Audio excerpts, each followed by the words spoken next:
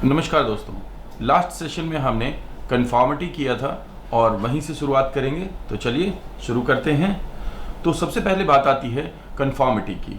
Conformity होती क्या है? कन्फॉर्मिटी यानी कि going along with the real और परसीव्ड ग्रुप प्रेशर। तो एक रियल प्रेशर हो सकता है या परसीव्ड। हमने बात की थी कि ऐसा हो सकता है कि वास्तविकता में किसी पे प्रेशर बनाया गया हो या फिर दबाव महसूस हो रहा हो। दोनों ही कंडीशन में उसके उस ग्रुप के प्रेशर के साथ अलोंग विद चले जाना क्या कहलाता है? कन्फॉर्मिटी कहलाता है। People may go along publicly but privately compliance. Basically ऐसा हो सकता है कि वो सभी लोगों के सामने तो साथ में चल रहे हैं, बात मान रहे हैं ग्रुप की, लेकिन प्राइवेटली यानी कि अंदरूनी तौर पे उन्हें लगता है कि ये गलत हो रहा है और वो ग्रुप के साथ नहीं चलना चाहते। और चेंज एक्शन और बिलीफ टू कन्फर्म एक्सेप्टेंस। तो ऐसा हो सकता है कि कन्फॉर्मिटी देखने में तो कन्फॉर्मिटी लग रही हो, लेकिन वो कन्फॉर्मिटी हो नहीं, और कोई एक वर्ग ऐसा हो सकता है जो कि ग्रुप से अलग विचार रखता हो। An individual who speak out against the majority. ध्यान से समझिएगा, मेजॉरिटी। आप डेमोक्रेसी का तो फंडा जानते ही हैं कि डेमोक्रेसी में मेजॉरिटी का बहुत बड़ा रोल होता है। तो उसी तरीके से जो मेजॉरिटी के अगेंस्ट चलता है उसे डिसेंटर कहते हैं। क्या कहते हैं? डिसेंटर कहते हैं। अब an individual is most likely to conform when. Conformity को अचीव करने के लिए किसी भी ग्रुप में अगर हमें ये चाहिए कि सभी लोग उसकी बात को माने यानी कन्फॉर्म करें, उसके लिए क्या लगता है, कौन से फैक्टर रिस्पॉन्सिबल होते हैं? तो चलिए देखते हैं। ये कुछ 7 फैक्टर्स हैं। सबसे पहला तो है मेजॉरिटी ओपिनियन। जब मेजॉरिटी एक तरफ हो तो बाकी इंडिविजुअल को जो कि उस मेजॉरिटी के साथ नहीं भी हैं, उन्हें उनके साथ में उनकी वाली ही भाषा बोलनी पड़ती है। Second, unanimous position. मान लीजिए एक ग्रुप में 15 लोग हैं और 14 लोग एक ही बात कह रहे हैं, तो 15वें को भी उन्हें असेंट देना पड़ता है, उन्हें स्वीकृति देनी पड़ती है और कंफॉर्म करना पड़ता है। तो बेसिकली वो करना नहीं चाहता लेकिन करना पड़ रहा है। तो majority has higher status. Basically एक ग्रुप हो सकता है जिस ग्रुप के अंदर किसी को हिस्सा बनाया गया है, ऐसे व्यक्ति को जिसका स्टेटस उतना हाई नहीं है। ऐसी स्थिति में वो इंडिविजुअल जो होता है वो अपने स्टेटस को बनाए रखने के लिए कंफर्म कर देता है। Next, situation is in public. Publicly आपको एक्सेंट करना पड़ता है किसी को, क्योंकि बात को जो ग्रुप की प्राइवेटली एक मीटिंग में बात हुई थी उसको बाहर कर दिया गया। अक्सर हाँ, आप इसे पॉलिटिकल एरेना में देखेंगे कि राजनीति में कभी कभी क्या होता है कि जो पार्टी मीटिंग की बातें होती हैं उनको बाहर रख दिया जाता है। ऐसी स्थिति में जो पार्टी के विरोधी होते हैं उनको भी पार्टी के उसी वॉइस के साथ ही बोलना पड़ता है। नेक्स्ट है, the individual was not previously committed to another position. ऐसा हो सकता है कि कोई एक पर्टिकुलर इंडिविजुअल है जो कि पहले अपनी जो बात है, अपना जो स्टेटस है, अपनी जो स्थिति है, वो जो आज है वो पहले नहीं थी। अब ऐसी कंडीशन में क्या होता है कि आप किसी बात को पहले तक फेवर नहीं करते थे लेकिन अभी आप उसको फेवर करने लगे हैं। तो ये भी स्थिति हो सकती है क्योंकि आपका साइकोलॉजिकल फैक्टर भी यहाँ पे काम करता है। The individual has low self esteem. High self esteem होगा तो क्या होगा? हाई प्राउड होगा। ऐसी स्थिति में आपके अंदर सेल्फ की जो फीलिंग होगी वो ज्यादा होगी, तो आप अपनी बात को मनवाने के लिए परसिस्ट करेंगे। लेकिन अगर आपकी सेल्फ स्टीम लो है तो आपको लगता है कि शायद हो सकता है मेरे से ज़्यादा बेहतर ओपिनियन किसी और का ही हो, और इस तरीके से आप उनको एक्सेप्ट कर लेते हैं। The individual scores high on the measurement of authoritarianism. ऐसा हो सकता है कि अगर दूसरे लोग अथॉरिटेरियन हैं यानी कि अपनी बात को मनवाना चाहते हैं, ऐसी जब भी सिचुएशन आती हो तो वो व्यक्ति किसी दूसरे के सामने झुक जाता हो। इस तरीके की अगर प्रवृत्ति अगर किसी की पर्सनालिटी में होती है तो उसके पास कंफॉर्म करने के अलावा और कोई दूसरा ओपिनियन, दूसरा ऑप्शन नहीं होता है। तो ये 7 फैक्टर्स हैं कंफॉर्मिटी के लिए। कहाँ से आए हैं ये फैक्टर, बात करते हैं इसकी। कंफॉर्मिटी और नॉर्म्स दोनों एक साथ चलते हैं। यहाँ पे हमने पहले नॉर्म्स पढ़े थे, क्यों पढ़े थे वो आपको अभी समझ में आएगा कि बिना नॉर्म्स के एक नॉर्म्स बन जाता है, किसी भी ग्रुप का एक नियम बन जाता है। नॉर्म्स क्या होते हैं? Norms represent a set of unwritten and informal rules of behaviour, unwritten and informal rules of behaviour that provide information to member of a group about what is expected. बताया गया था expected behaviour pattern and expected behaviour outcome. तो जो expected of them specific situation, एक particular situation में उन्हें कैसा व्यवहार करना है, ये उनसे एक्सपेक्टेशन होती है और ये नॉर्म निर्धारित हो जाते हैं। ये नॉर्म निर्धारित हो जाते हैं और कोई भी ऐसे बोल ही नहीं पाता उनके अगेंस्ट। अगर आप एक ऐसी कोई पॉलिटिकल पार्टी देखें जो कि वंशवाद के आधार पे चल रही हो, भारत में ऐसी पार्टियां मिलना बड़ा मुश्किल नहीं है।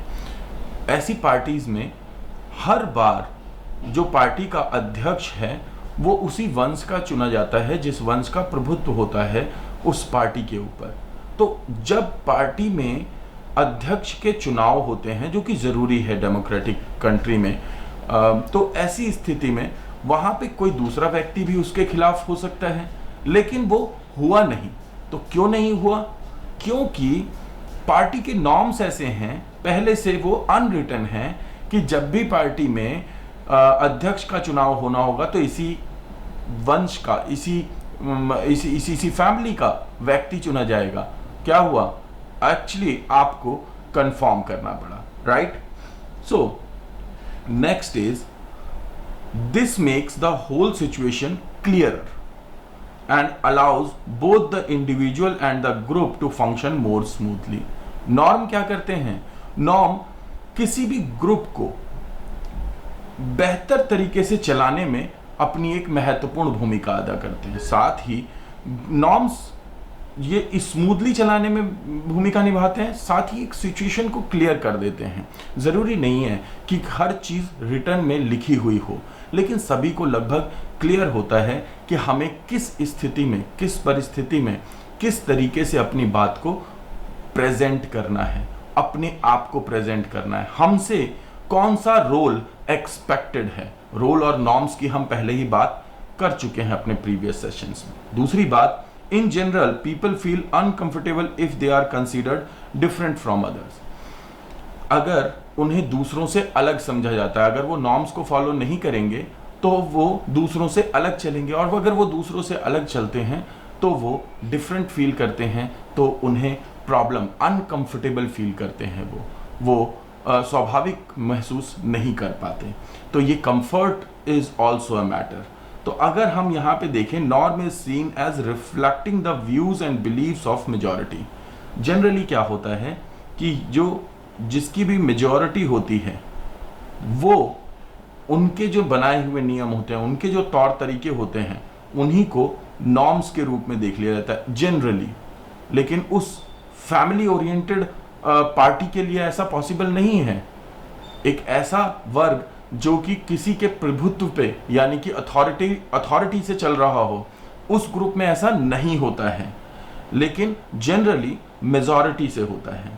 Most people believe that the majority is more likely to be right rather than wrong.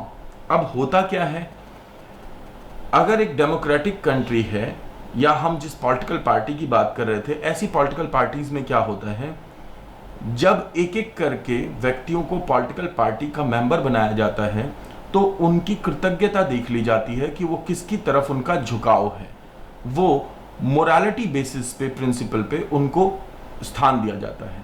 इसका रिजल्ट क्या होता है? इसका रिजल्ट ये होता है कि पार्टी के अंदर मेजॉरिटी मेंबर जो होते हैं वो फैमिली के फेवर में होते हैं। अब मेजॉरिटी मेंबर अगर फैमिली के फेवर में है तो जो माइनॉरिटी है उसको मेजॉरिटी की बात माननी ही होती है। तो कहीं ना कहीं वो जो अथॉरिटेरियनिज्म है वो मेजॉरिटी को अपने फेवर में कर लेता है, या ये कहें कि कि उसमें इतने लोगों को, अपने फेवर वाले लोगों को लाया जाता है ताकि वो मेजॉरिटी में आ जाए, तो फिर माइनॉरिटी को उनकी बात को मानना ही पड़ता है।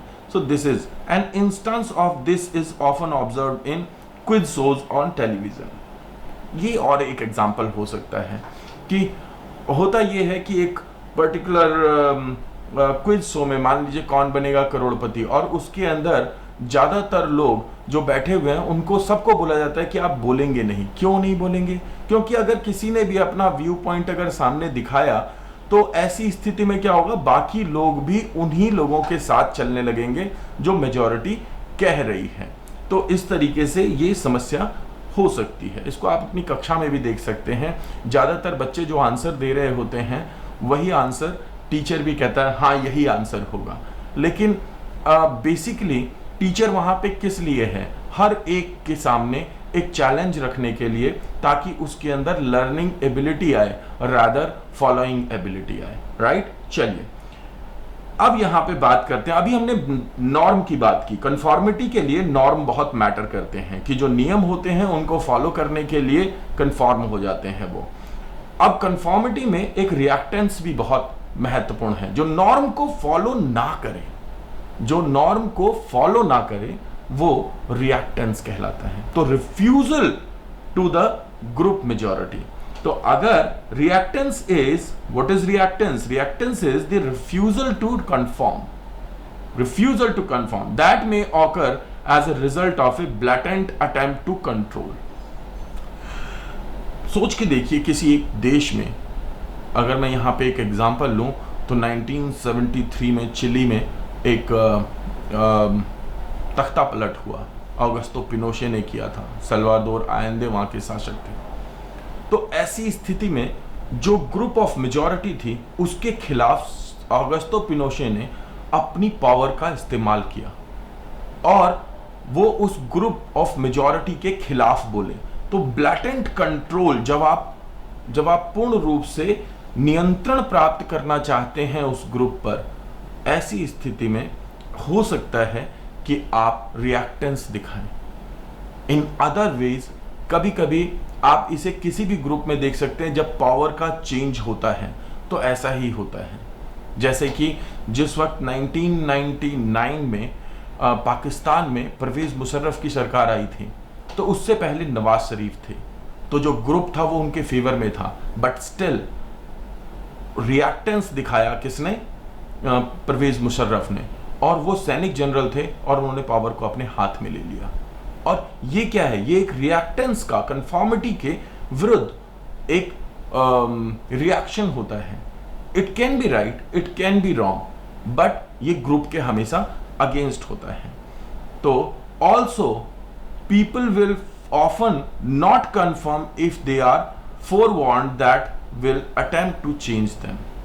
बेसिकली अगर रिएक्टेंस की बात करें तो जो एक डिसेंटर होता है वो रिएक्टेंस करता है। क्यों? क्योंकि उसको कंफर्म नहीं करना है, बिकॉज वो कंफर्म करके अपने रिजल्ट्स देख चुका है। ऐसी स्थिति में ये हो सकता है कि वो उस शक्ति पे नियंत्रण करना चाहता है। तो ग्रुप में जब भी रिएक्टेंस होगा तो वो दो कारणों से होता है, यानी उसके रिजल्ट दो होते हैं। जिसने भी रिफ्यूज किया कंफर्म करने से, या तो वो पावर को हाथ में ले लेता है, या फिर वो व्यक्ति उस पॉलिटिकल पार्टी से या उस पार्टी से या उस ग्रुप से निष्कासित कर दिया जाता है।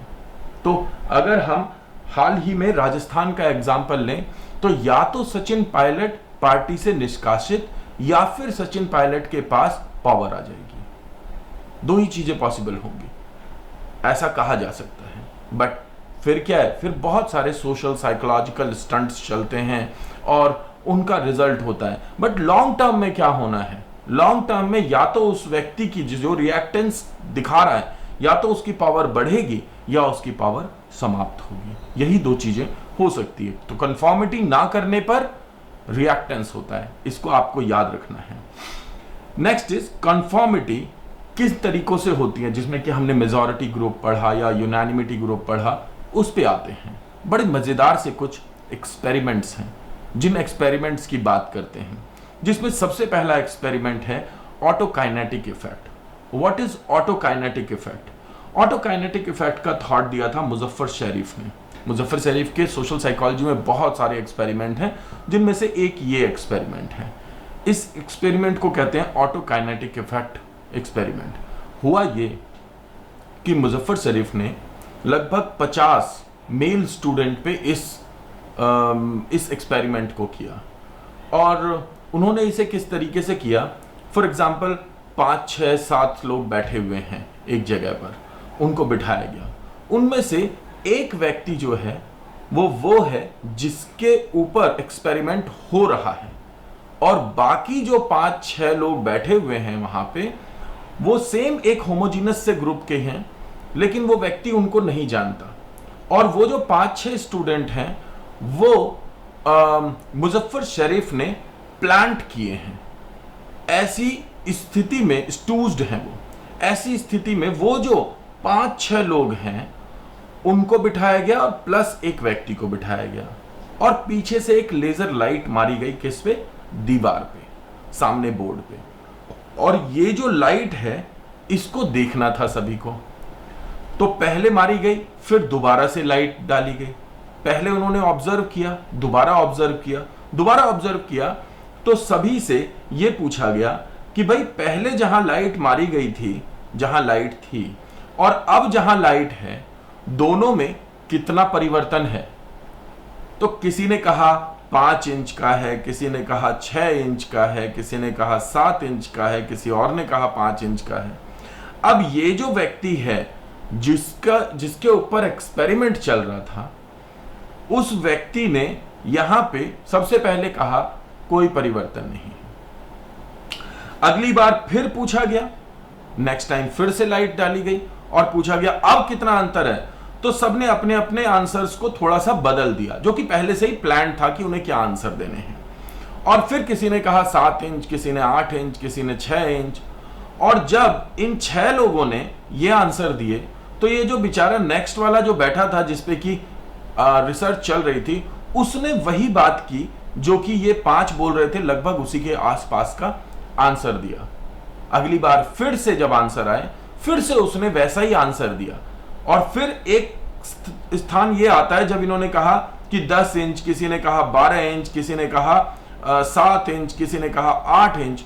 और जब इन्होंने कहा कि इतने इतने इंच लाइट इधर उधर हो रही है, यानी अपने पहले वाले पॉइंट से अलग जगह पे है, तो इसको लग तो रहा था कि लाइट उसी जगह पे है, लेकिन फिर भी इसने क्या कहा? इसने भी कहा 9 इंच, जो कि उन सबके लगभग बीच में ही था, क्योंकि इसका पहला आंसर था कि लाइट मूव नहीं हो रही है। और वास्तविकता में मुजफ्फर शरीफ का जो एक्सपेरिमेंट था उसमें लाइट मूव नहीं हो रही थी। ये हार्वर्ड विश्वविद्यालय के एक स्टूडेंट, अध्यापक, जो कि टर्की में पढ़े हुए थे और उनका पूरा विकास वहीं हुआ था, सोशल साइकोलॉजी के one of the top most psychologist. और उन्होंने ये एक्सपेरिमेंट क्यों किया?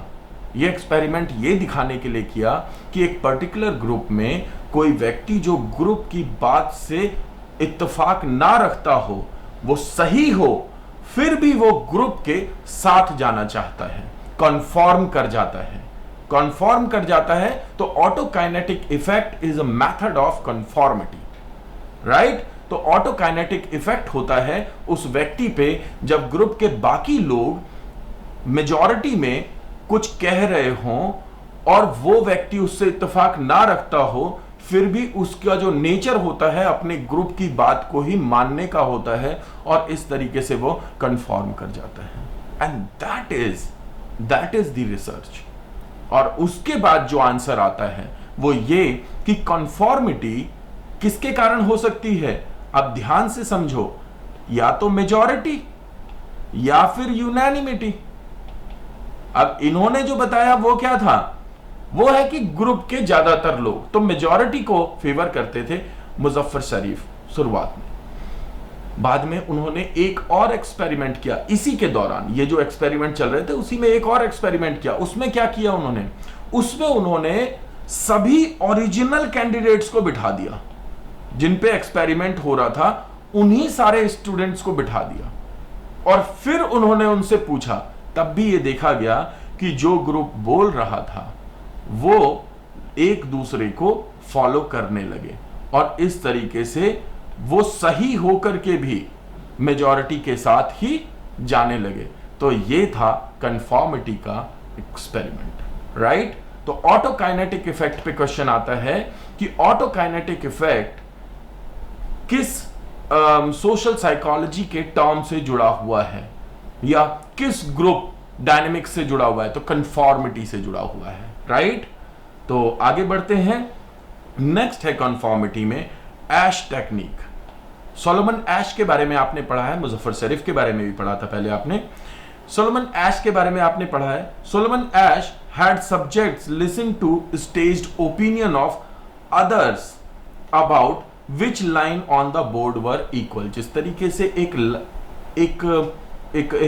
लाइट्स को मूव करवाने पे एक्सपेरिमेंट किया मुजफ्फर शरीफ ने, सोलोमन एश ने भी एक वैसा ही एक्सपेरिमेंट किया। उन्होंने क्या किया, उन्होंने सब्जेक्ट्स को सामने रखा और उन्हें बिठा करके और उन्होंने उन्हें 3 लाइनें दिखाई।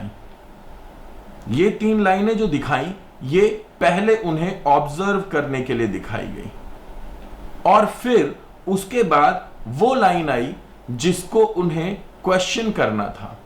और क्वेश्चन बड़ा सिंपल था, क्या ये लाइन इन दूसरी लाइनों में से किसी लाइन से मैच होती है या ये इनसे अलग है, सिमिलर है अलग है, सिमिलर है अलग है। क्वेश्चन यही था। और जो लोग पहले कह रहे थे कि ये अलग है वो बाद में कहने लगे सिमिलर है, क्योंकि उनका ग्रुप कह रहा था। और जो लोग सिमिलर कह रहे थे किसी दूसरे ग्रुप में, वो कहने लगे ग्रुप के दबाव की, ग्रुप का एक दबाव बन गया। मैंने क्या कहा था, 2 प्रकार का प्रेशर हो सकता है। एक प्रेशर हो सकता है जो रियल प्रेशर हो, जब ग्रुप दबाव डाल रहा है। एक हो सकता है जो परसीव्ड हो। तो यहां पे परसीव्ड प्रेशर है क्योंकि बाकी सब लोग एक ही बात कर रहे हैं, तो वो ग्रुप वो अपने प्रेशर में आ गया कि अगर सब अगर कह रहे हैं तो जरूर ये लाइन इन लाइनों जैसी ही होगी। और इस तरीके से कहीं ना कहीं वो जो एक व्यक्ति अलग चल रहा था, he was right, but still he conformed। जब वो कंफॉर्म किया उसने, तो इसका मतलब क्या हुआ, सही होते हुए भी उसने ग्रुप की बात को मान लिया, कंफॉर्म कर गया। तो Asch technique is related to conformity, autokinetic effect is related to conformity. और इसमें कुछ अनरिटन लॉज होते हैं जो कि इनफॉर्मल रूप में होते हैं, दीज आर नॉर्म्स, और उनको फॉलो करने के लिए आप ग्रुप का मेंबर बने रहने के लिए कंफॉर्म कर जाते हैं, क्योंकि मेजॉरिटी या यूनानिमिटी ऐसा करवा रही है आपसे। सिमिलरली जो व्यक्ति उसके अगेंस्ट है, तो शुरुआत में जो डिसेंटर था उसे भी ग्रुप ने अपनी तरफ मिला लिया, these are called group dynamics, right. तो ये ध्यान रखेंगे आप। अगले में आते हैं, कंफॉर्मिटी का एक बड़ा फेमस सा एग्जाम्पल है, that is called social comparison. अब सोशल कंपैरिजन में यहां पे क्यों बता रहा हूं आपको, इस पे भी बात करेंगे, बड़ी मजेदार सी चीज है। What is social comparison? Social comparison is evaluating one's own action abilities, opinion and ideas by comparing them to those of others। सोच के देखिए, ये जो ग्रुप है जिसपे की स्टडी की मुजफ्फर शरीफ ने या फिर स्टडी किया सोलोमन एश ने, उन्होंने क्या पाया उसमें? उन्होंने ये देखा कि वो जो व्यक्ति है वो लगातार अपने आप को कंपेयर कर रहा है उन लोगों से जो उनके साथ में बैठे हुए हैं। यहां बहुत सारे फैक्टर थे। अगर इन लोगों की एज में डिफरेंस होता, सोचिए अगर कुछ जवान लोगों के साथ कुछ वृद्ध लोगों को बिठा दिया जाए तो क्या ग्रुप डिफरेंशिएशन नहीं हो जाएगा? और ऐसा हो सकता है कि एक जवान व्यक्ति, एक यंग बंदा, अगर वो कंफर्म नहीं करना चाहता उन एजड लोगों के सामने, तो वो नहीं करेगा, बिकॉज वो अपने आप को होमोजीनस पाता है जवान लोगों के। तो ये जब हम कोई एक्सपेरिमेंट करते हैं, जब कोई रिसर्च करते हैं, तो हम उस रिसर्च में सोचते हैं कि हमारा जो अपना इफेक्ट है, अपना जो हम आउटकम निकालना चाहते हैं वो कैसे आएगा। इस तरीके से हम कभी कभी एक्सपेरिमेंट्स को काफी हद तक मैनिपुलेट कर देते हैं, क्योंकि सोलोमन एश या मुजफ्फर शरीफ ने जिस आधार पे उन स्टूडेंट्स को चूज किया, क्योंकि जरूरी नहीं है ना कि हर ग्रुप में same age, same genre, same education वाले लोग बैठे हुए हों। क्या यह जरूरी है? नहीं। यहां सोशल कंपैरिजन आता है। जब आप सोशल कंपैरिजन करते हैं और आप देखते हैं कि जो आपका आइडिया है, जो आपका थॉट है, जो आपका व्यू पॉइंट है, वो जो आपके ग्रुप में दूसरे जो लोग हैं उनके आइडियाज के मुकाबले में कहां स्टैंड करता है, then what you feel about yourself? Somehow you feel that I need to conform with the group if I want to become part of that group. And when I become part of the group, then I want to remain part of the group. If I want to remain part of the group, in order to do so, I will have to conform with the group. If I won't go with the conformity, then I will be a dissenter. If I will be a dissenter, then I will be ousted from the group. मुझे बाहर निकाल दिया जाएगा. I won't be a member of the group no more. बताएं किस तरीके से group ने एक व्यक्ति को अपनी बात को मनवा लिया बिना कहे हुए. And that is the pressure created by its norms. Norms are created by the roles of the majority and unanimity. Sometimes unanimity, most of the time majority. And this is how one person is right, but group makes the person silent. One person is right, but group makes the person silent.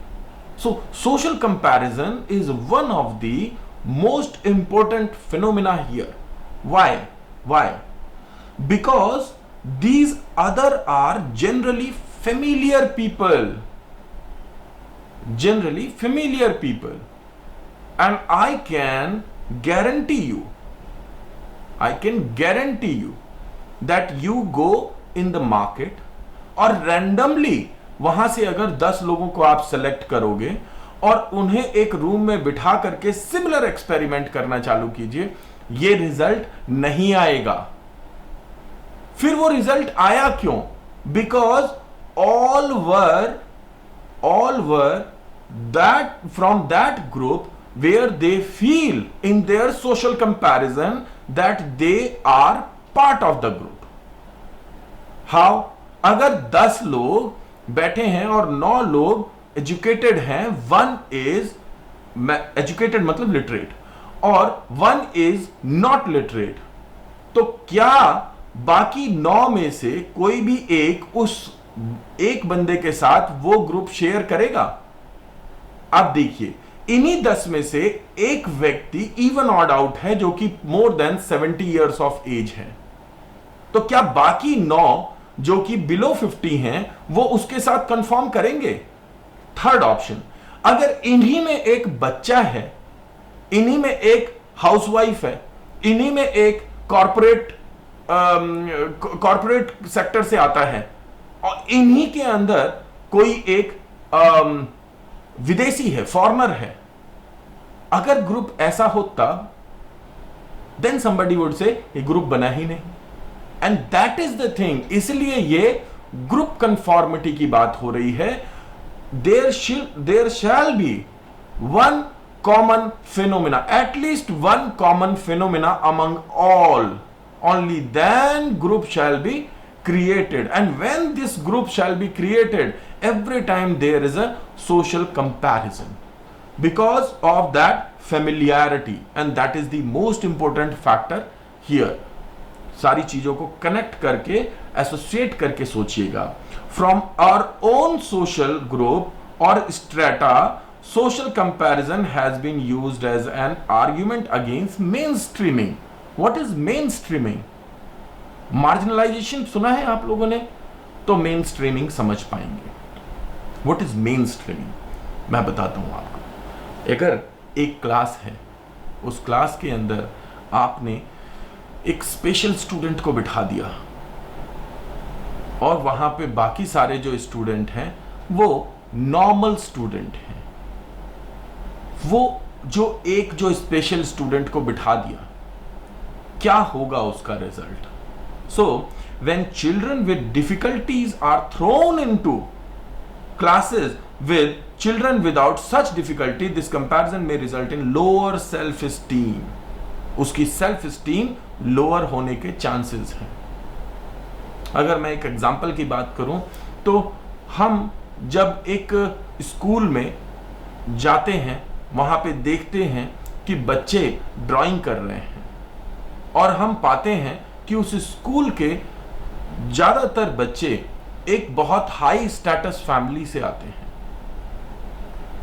और उसी जगह पे वहां पे क्योंकि EWS category के बच्चों को 25% को एडमिशन देना जरूरी है, इसलिए स्कूल ने क्या किया है, अपने यहाँ के दरबान, अपने यहाँ के माली, अपने यहाँ के गेटकीपर और वहां पे काम करने वाले अन्य नॉन टीचिंग स्टाफ के बच्चों को एडमिशन दे दिया है। अब वहां पे जो आने वाला एक आईएएस का पॉलिटिकल लीडर का बच्चा है, उसके पास अपने जीवन में भरने के लिए, यानी अपनी कॉपी में भरने के लिए या कहें अपने जीवन में भरने के लिए 200-300 रंग हैं, क्योंकि वो फॉरेन से आए हैं या उसकी स्टेशनरी की प्रॉब्लम नहीं है। जबकि वो जो माली का लड़का बैठा हुआ है उसके पास 12 क्रेयॉन कलर हैं, उसके बाद उसकी लिमिटेशन ही खत्म, इतनी सारी लिमिटेशंस है कि उसके बियॉन्ड वो सोच ही नहीं सकता, क्योंकि उसको अपने जीवन में भरने के लिए सिर्फ 12 कलर हैं।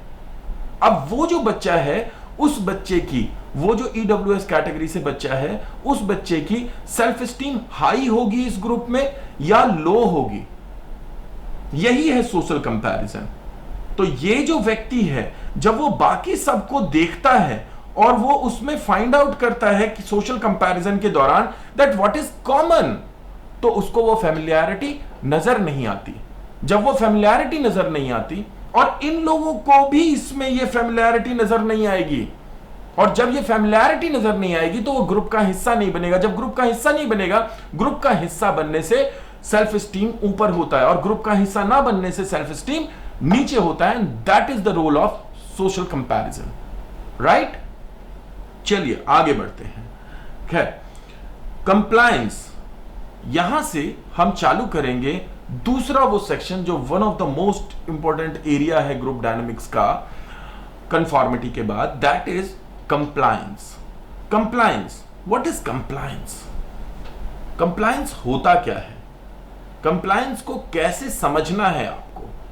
सबसे पहला क्वेश्चन तो ये आता है, compliance refer simply to behaving in response to a request from another person. किसी दूसरे व्यक्ति ने ग्रुप में, या किसी व्यक्ति ने या ग्रुप ने आपसे कोई रिक्वेस्ट की, आप अगर उसकी बात को मान लेते हैं तो बात को मानना, रिक्वेस्ट को मानना कहलाता है कंप्लायंस, और रिक्वेस्ट को ना मानना कहलाता है नॉन कंप्लायंस।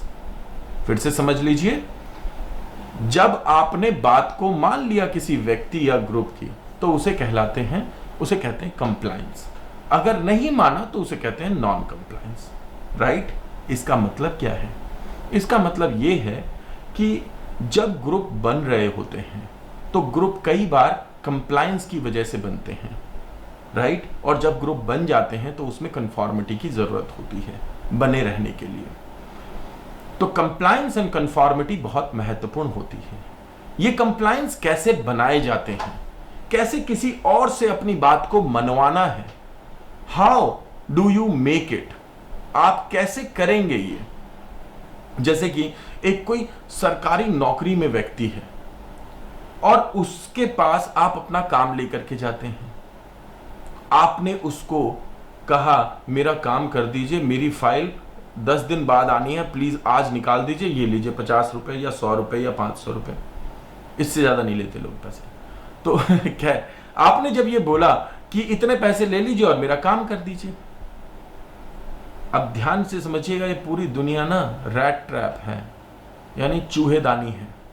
हर जगह जाल फंसे जाल फैले हुए हैं आपको पकड़ने के लिए। ये जो 50, 100 या 500 रुपए का नोट है, ये एक जाल है। ये जाल फैला हुआ है आपको पकड़ने के लिए। अगर आपने ये नोट पकड़ लिया तो आप जाल में फंस गए। पहली बार अगर आप फंस गए तो दूसरी बार आपको बात माननी ही पड़ेगी। अब वो बार बार जब भी किसी का काम होगा तो आपके ही पास आएगा। हो सकता है आप वो पैसे लेना नहीं चाहते थे, वो पैसे आपके लिए मैटर नहीं करते, लेकिन एक बार अगर आपने ले लिए तो दोबारा आप मना कैसे करेंगे? Are you getting it? देखो अब, the foot in the door technique. What is foot in the door technique? मजेदार है ना? जो मैंने एग्जांपल बताया उसको याद रखिएगा।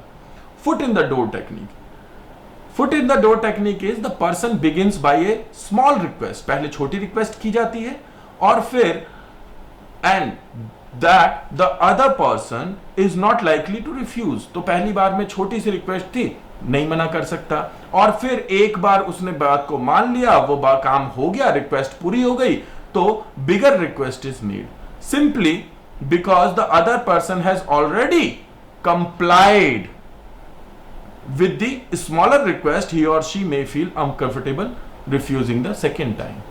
जैसे आप ट्रेन में गए होंगे, बस में गए होंगे, कई बार क्या होता है, एक व्यक्ति जिसका रिजर्वेशन नहीं है वो आपके बगल में खड़ा हो जाता है, कहता है थोड़ा सा कोने पे जगह दे दो बैठने के लिए। फिर वो कोने पे बैठ जाता है, आप थोड़ी सी जगह दे देते हैं। फिर क्या है, फिर वो थोड़ा थोड़ा जब ब्रेक लगती है, रुकती है, चलती है गाड़ी, तो थोड़ी थोड़ी जगह बना लेता है। थोड़ी देर में वो सो जाता है, उसे नींद आ जाती है क्योंकि थोड़ा स्पेस मिल गया। अब उसका सिर आपके कंधे पर है, धीरे धीरे आप थोड़ा पीछे होने लगते हैं, उसके बाद फिर वो वहां लेट जाता है।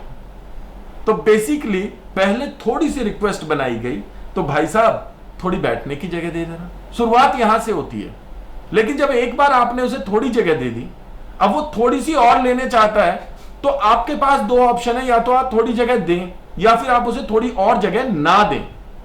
तो वो जो बिगर रिक्वेस्ट है उसको आप मना कर दें, लेकिन आप रिफ्यूज क्यों नहीं कर पाते? क्योंकि आप अगर नॉन कंप्लायंस हुए तो आप अनकंफर्टेबल होंगे। स्कूल में कई बार शुरुआत कहां से होती है, एक बच्चा दूसरे बच्चे से कहता है कि जरा अपनी इरेजर दे दियो, फिर वो कहता है पेन दे दियो, फिर वो एक दिन कहता है कॉपी दे दियो, फिर एक दिन कहता है किताब दे दियो, फिर कहता है कि मेरा होमवर्क दे दियो, अपना होमवर्क दिखा दे। और इस तरीके से क्या होता है कि वो जो लेन देन है वो बढ़ता ही चला जाता है। शुरुआत कहां से होती है, एक बच्चा कहता है यार आज ना मैं लंच नहीं लेकर के आया, तो मुझे 1 रुपए, 2 रुपए, 5 रुपए उधार दे दे। आजकल तो 1 रुपए 2 रुपए है नहीं, हम तो अपने जमाने की बात करने लगे। तो वो कहता है 5 रुपए दे दे, मैं कैंटीन से एक समोसा खा लूंगा। वो 5 रुपए दे देता है। अगली बार वो कहता है कि मैं तुझे कल दे दूंगा, कल की जगह वो 2 दिन बाद उसे लौटा देता है। फिर वो अगली बार कहता है 10 रुपए दे दे। फिर एक दोस्त का जन्मदिन आता है तो कहता है 50 रुपए दे दे, गिफ्ट देना है। फिर क्या होता है, फिर जब वो स्कूल से बाहर निकलता है तो वो जो उसकी 5 रुपए से आदत पड़ी थी वो पड़ जाती है, वो अपने आसपास जिस मर्जी उससे पैसे मांगने लगता है। क्या है ये, व्हाट इज इट? ये हैबिट हो गई। सो वो ये जो आदत है, ये जो आदत है, इसे कहते हैं foot in the door technique. पहले थोड़े से स्टार्ट करो और फिर बड़ा फेवर मनवा लो। सो याद रखना, कंप्लायंस की एक टेक्निक है foot in the door technique. अब जब क्वेश्चन पूछा होगा कि एश टेक्निक किससे संबंधित है, तो ऑप्शन होंगे नॉर्म्स, कंफॉर्मिटी, कंप्लायंस या फिर एनीथिंग एल्स, कोहेसिवनेस, और आपको वहां पे सेलेक्ट करना हो। Similarly the foot in the door technique का रिलेशन किससे है? कंप्लायंस से, कंफॉर्मिटी से, रिएक्टेंस से, नॉर्म से। बड़ा सिंपल है, लेकिन आपको याद रखना पड़ेगा क्या, छोटी सी बात से स्टार्ट हुआ है, स्मॉलेस्ट रिक्वेस्ट पहले और बिगर रिक्वेस्ट बाद में। Foot in the door technique, तो याद रहेगा इसको भाई, बहुत महत्वपूर्ण है। तो दोस्तों आज का सेशन इतना ही रहेगा। एक इन्फॉर्मेशन है आप लोगों के लिए, अभी इसमें कुछ कार्य बचा हुआ है जो कल कंप्लीट हो जाएगा। उसके बाद थर्सडे को हम ये काम कंप्लीट करेंगे तो हमारा सोशल साइकोलॉजी हो गया, एटीट्यूड हो गया, एट्रीब्यूट हो गया, और उसके बाद हमने ग्रुप कर लिया, ग्रुप और ग्रुप डायनेमिक्स। अब हमारा फ्राइडे को हम एक टेस्ट रखेंगे जिसमें कि जो कि ऑनलाइन मोड पर ही होगा। कोशिश करेंगे कि 20, 25, 30 के आसपास कुछ क्वेश्चंस रखें उसके अंदर, जो प्रीवियसली पूछे जा चुके हैं क्वेश्चन वो भी, और प्लस जो हमने काम आपको एक्स्ट्रा कुछ करवाया होगा उससे जोड़ करके एक बैलेंस टेस्ट बना करके आपको देते हैं फ्राइडे को। फ्राइडे को पहले हम वो टेस्ट कंडक्ट करेंगे, फिर आपसे एक छोटा सा सेशन भी लेंगे इस तरीके से, और सैटरडे को आपका इंटरेक्शन होगा हमसे। मंडे को हम गाइडेंस एंड काउंसलिंग के सेशंस चालू करेंगे, यानी नेक्स्ट सेशन जो है उसमें हम कुछ 2 या 3 वीडियो आपके लिए, 2 या 3 सेशन को हम एक साथ अपलोड कर देंगे, जिनको आप देख लीजिएगा। पहले वो देखने हैं, उसके बाद 4th सेशन से हम स्टार्ट करेंगे, जो भी 3rd या 4th सेशन होगा उससे स्टार्ट करेंगे मंडे को। एनसीईआरटी की जो बुक है उसको आप अपने गाइडेंस, काउंसलिंग, मीनिंग और स्ट्रैटेजीज को लेकर के आप उसको इस्तेमाल कीजिए, और फर्दर हम उस पर जब डिस्कशन करेंगे, जब हम सेशन लेंगे मंडे ऑनवर्ड्स, तो उसको देख लेंगे। ठीक है, तो फ्राइडे के टेस्ट के लिए तैयार रहें। जो आपने काम किया हुआ है टेस्ट वहीं से होगा, तो कृपया करके अपना जितना भी काम है उसको रिवाइज कर लें, ताकि एक ट्रू इवैल्यूएशन हो सके, समझ में आए कि आपने क्या किया है। ध्यान रखिएगा, टाइम बाउंड टेस्ट होगा, फ्राइडे को होगा। Thank you so much.